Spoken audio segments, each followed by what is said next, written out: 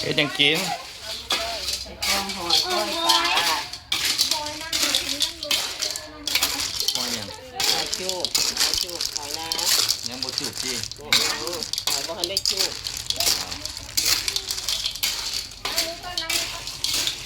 อันนี้ขูดมันข้าวเป็นข้าวหลาม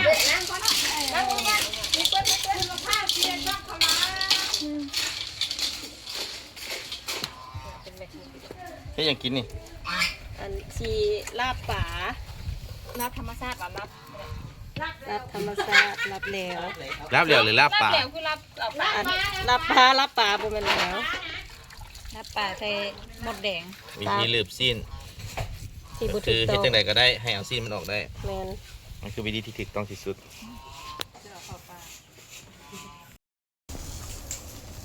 ปลาปิ้งกบกบแขนใหม่กบแขนใหม่หายไปเลย ใส่บ่เพิ่นก็บ่ต้องสีเหลืองลำอันนี้ก็สิน้ำลายเฮยย่อยๆเนาะ ปิ้งกบแจ่วเด้ออันนั้นอุ่นซื่อสติ อุ่นได้แล้วค่ะนะ ยิงกบสวรรค์เขตในเขานอกนี้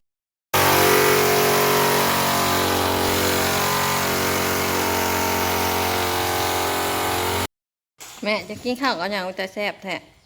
ออมเปียดอีโม่ ตอนเขียดอีโม่ เนาะ เว้นตอนเขียด เด็ดตอนเขียนนะ เออ ใส่ปูนา สุดยอด เปียดอีโม่นะใส่ปูนาใส่ผักชีแก้อันเฮาว่ามันก็แซ่บ ที่นี่อยู่ บ่ฮู้นะกระปูเอากระปูคือบ่ อุ้ยโอ้เขียดกับบุ้ง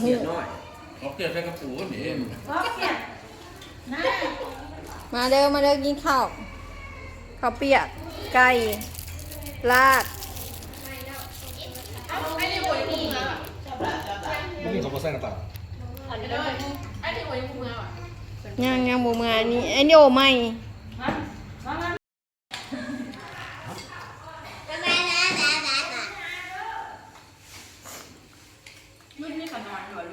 ว่าสิกินน้อยเลยแซ่บกับปีไว้ ปุ้นนะแซ่บกะปิ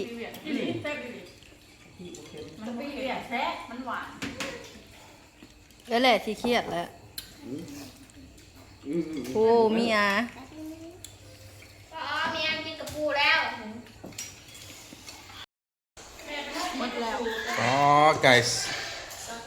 ก่5ตัวเบิดเลยเปียกเกี้ยงอ๋อเขียดใส่กระปูนี่ยังขายบ่ออกปานใด จักสิกินตัวใด มันหลายโพดเค็ดแจ่วกบเนาะ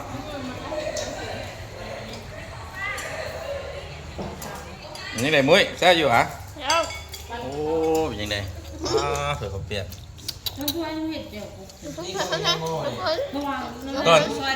ตอนนี้พวกกินวะป้าบางตัวฝนจะถ่วยกับพ่อนะกับหุ่นนี่อยากมาซูซีกัน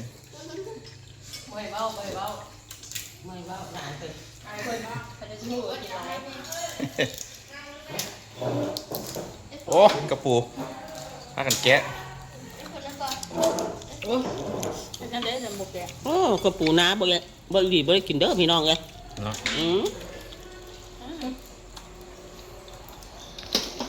เจ้าอวยพรให้ได้กินเนี่ย ปูอลาสก้า เดือน2วันที่10 อันนี้กับปูนากับปูนาของแท้ ทองสกลเป็นบ่แม่วันที่10 แก้เบิ่ง วันเดือนหนึ่งแล้วก็เดือนสอง วันที่10วันที่10 แจ้งข่าวมาตลอด พรุ่งนี้เด้ออันที่แจ้งค่ะมันเป็นวันอังคาร ว้าว ว้าวขาว เปียกเข้ามายังมีชวนไปอยู่ เนี่ย ไปเนื้อหอม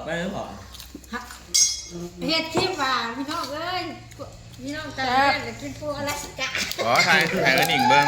เป็นจริงเอ้ยมาได้กินกับปูนาเจ้ากินกับปูอลาสก้าเรากินปูอลาสก้าเรายังบอกอ้างเลย กระปูรัดก้ารัดยูก้า อันนี้กับปูรัดทง สิบ่อ้างแนวใดแนวบ้านเราบ่มีเด้ ใส่แพงยังว่า เอาเปียกไก่ลาด 60 บาทได้กระปู2โตมันนะ หาตัวเป็นแต่แซ่บบ่เนาะเปียกไก่ลาวก็ได้ ตอนอยู่บ้านบ่ได้คิดอยากแพ้ไอ้บ่นี้แต่บ้านบ่ได้คิดอยากดอก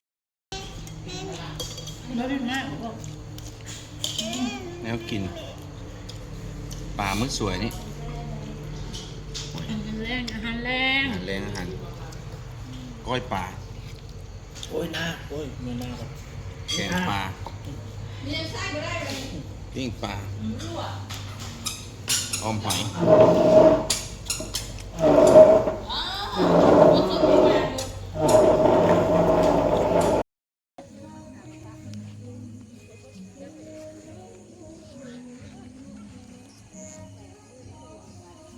มืด บรรยากาศมันให้แต่ว่าคนไม่อยากให้ไปเลย